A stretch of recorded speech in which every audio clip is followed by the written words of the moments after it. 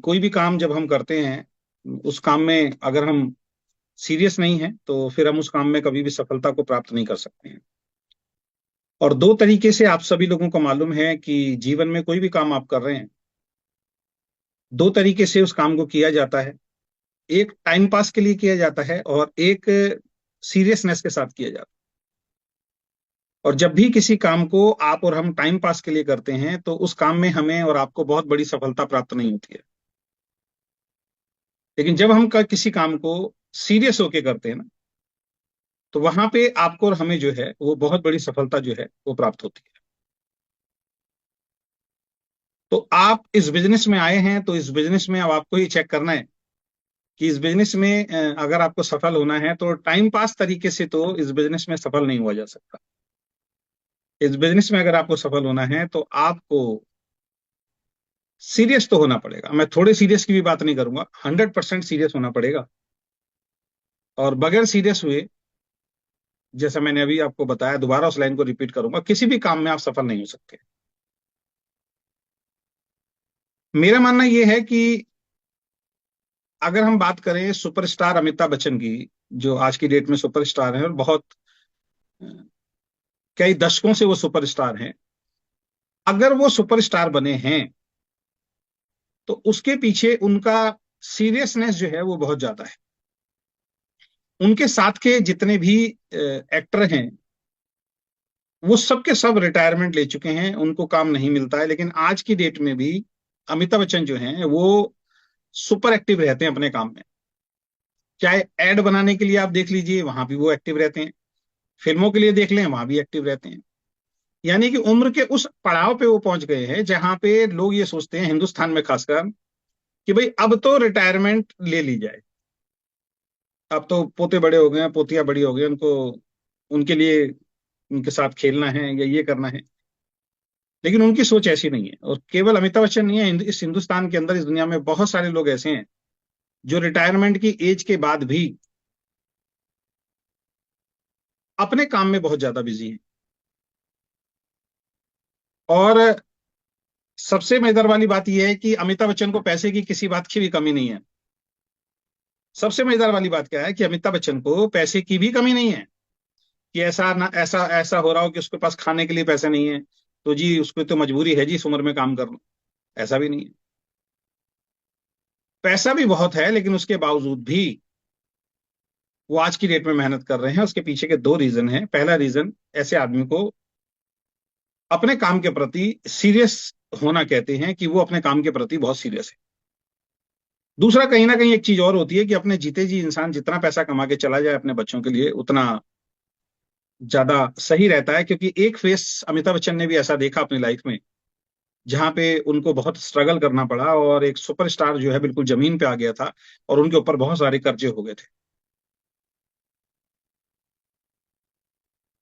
तो अपने काम के प्रति सीरियस होना।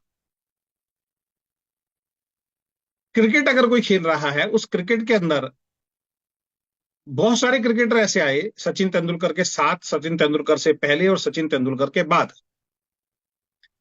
जो कब आए कब चले गए ना आपको पता लगा ना हमें पता लगा। कई प्लेयर तो ऐसे हैं जिनको आज की डेट में आप कमेंट्री देते सुनते हैं तो आपको ये पता लगता है, अच्छा ये भी इंडियन क्रिकेट टीम में खेलता था।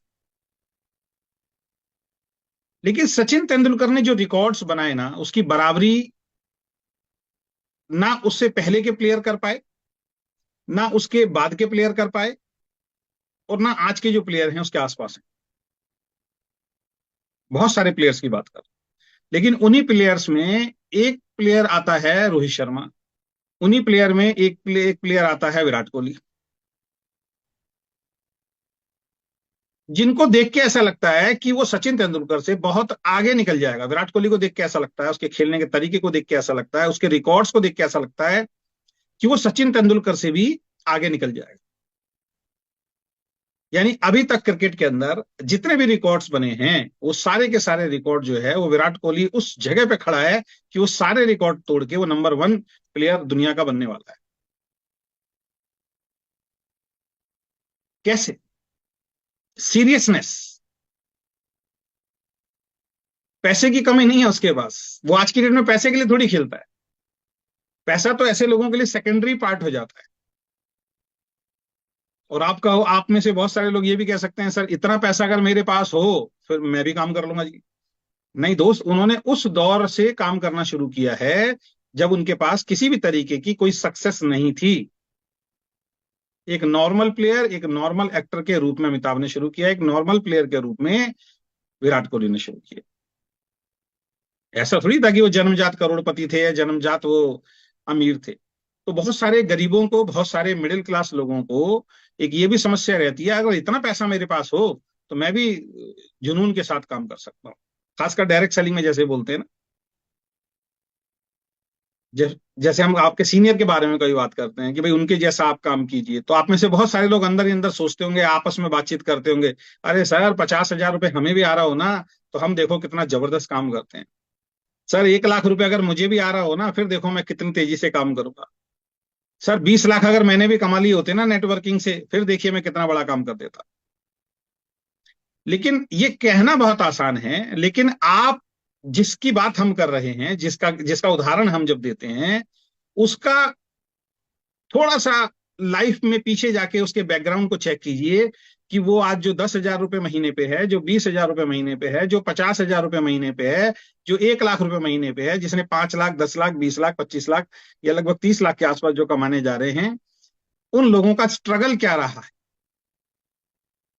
इसीलिए कहते हैं जब इंसान सफल हो जाता है ना, तो उसकी असफलता की स्टोरी किसी को ध्यान नहीं रहती, कई बार उस इंसान को खुद भी ध्यान नहीं रहती है। सफलता के पीछे उस आदमी ने कितना स्ट्रगल किया है वो सुनने के लिए, देखने के लिए कोई तैयार नहीं होता। बस यही कहते हैं यार किस्मत का कितना धनी है, इसने देखो कितना पैसा कमाया। कि लोग ये कहते हैं कि अगर सर मैं सफल हो जाऊं ना, फिर देखो मैं मेहनत करूंगा। सफलता कहती है तू मेहनत कर तो सफल होगा। इतनी छोटी सी बात हमें समझ में नहीं आती है। सफलता क्या बोल रही है, सक्सेस क्या बोल रही है, इनकम क्या बोल रही है कि मैं तेरे पास आने के लिए तैयार हूं, लेकिन तू मेहनत करेगा तभी तो। और आप क्या कह रहे हो, पैसा आएगा फिर देखो मैं क्या मेहनत करता हूँ। सफलता आएगी फिर देखो मैं क्या मेहनत करता हूँ।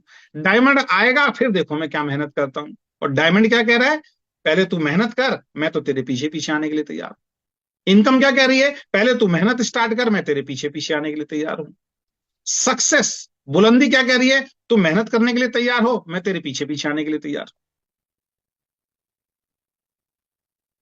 हर चीज आपको मिल सकती है, लेकिन उसकी शुरुआत पहले आपको करनी पड़ेगी, और उस दौर में करनी पड़ेगी जब आपके साथ ज्यादा स्ट्रगल हो।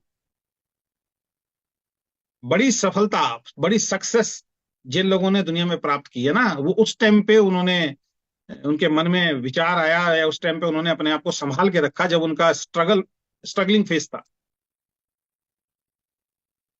मैंने तो बहुत सारे ऐसे लोगों को देखा है जो इस तरीके की बातें किया करते थे ना, सर बस ये थोड़ा सा टाइम निकल जाए सर, उसके बाद देखना मैं करूँगा। सर अभी थोड़ा ना, मैं थोड़ा सा सर बिजी हूँ, मेरी कुछ प्रॉपर्टी वगैरह बिक रही है सर, बस थोड़ा दिक्कत है, परेशानी है, उसके बाद देखना मैं ये करूँ। सर मेरे ऊपर कर्जा है सर, ये कर्जा थोड़ा सा मैं उतार दूं, उसके बाद देखना मैं ये करूंगा। मैं बहुत सारे ऐसे लोगों को जानता हूं जिनके कर्जे उतर गए सर, उसके बाद वो कंफर्ट जोन में चले गए। कंफर्ट जोन में चले गए। असली टाइम कौन सा है काम करने का, काम करने का असली टाइम है जब आपके साथ विपरीत परिस्थितियां चल रही हैं। हाँ, कुछ केसेस में ऐसा होता है कि आदमी बड़ा परेशान होता है, और मैं उसमें बोलता भी हूँ आपको कि अगर आपके ऊपर किसी भी तरीके की ऐसी कोई प्रॉब्लम चल रही है तो उस प्रॉब्लम को पहले खत्म करो, उसके बाद काम शुरू करो। तो ऐसे बहुत सारे लोग भी हैं जो पहले अपनी प्रॉब्लम को साइड कर देते हैं, उसके बाद वो सीरियसली काम करते हैं और सफल होते हैं, क्योंकि वो प्रॉब्लम उनको काम नहीं करने देती। हर आदमी का एटीट्यूड, हर आदमी का माइंडसेट हमारी तरह नहीं होता कि प्रॉब्लम को भी साथ साथ लेके चले। तो कुछ लीडर ऐसे होते हैं जो प्रॉब्लम को जब खत्म हो जाती है उनके जीवन से, फिर वो मेहनत करते हैं, फिर वो तेजी से काम करते हैं। लेकिन अगर वो प्रॉब्लम आपके जीवन से खत्म हो गई और उसके बाद आप मेहनत नहीं कर रहे हो, फिर समस्या आप में। फिर उस प्रॉब्लम में समस्या नहीं थी, फिर समस्या आप में।